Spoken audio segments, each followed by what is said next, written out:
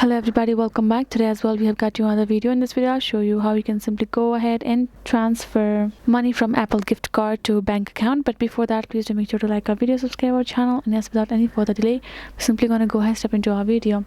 For that matter, what you have to do is simply going to go ahead first, access your browser and get into this apple.com/shop/gift cards. Once you're over here, you will find this kind of interface, right? So if you come over here, you do have option of simply buying, aka purchasing the gift cards, and you can check your balance of your gift card, and the other option is a redeem. So the thing is, if you have received an Apple gift card, the only way for you to cash it out or use it is by simply redeeming, right?